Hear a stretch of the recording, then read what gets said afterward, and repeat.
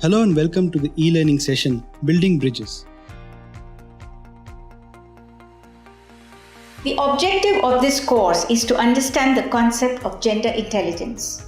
This will equip you to understand gender-specific behaviors at the workplace. A boy who is allowed to stay late night out gives him the message that he is free and independent.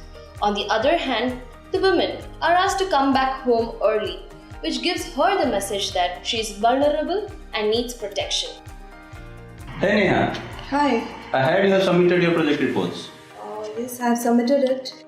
Let's go for a coffee.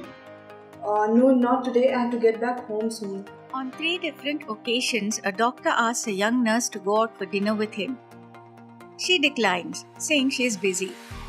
The second time, he jokingly says, "It's unusual for a nurse to say no to a doctor's invitation." The third time, he laughingly adds, "Maybe I should have you transferred to the tropical diseases section."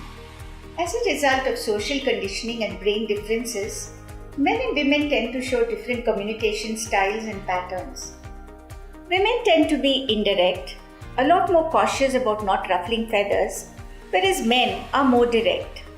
And also, the tone and the strong voice that men have, coupled with their direct approach, may make them sound domineering even when there is no such intention. Anne works in a BPO. She is yet on probation.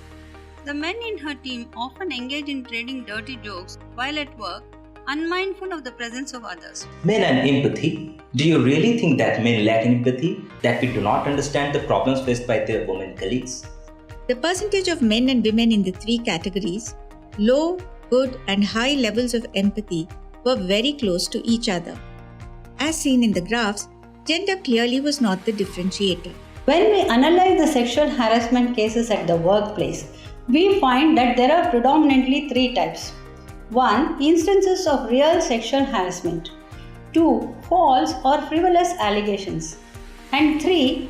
Instances of what we call as perceived sexual harassment. See how gender intelligence can prevent workplace harassment with some case studies.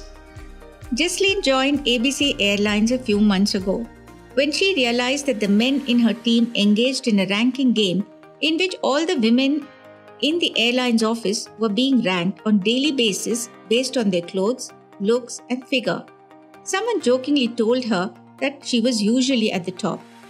She went ahead and lodged a complaint with the HR department stating that she finds the atmosphere hostile and feels harassed.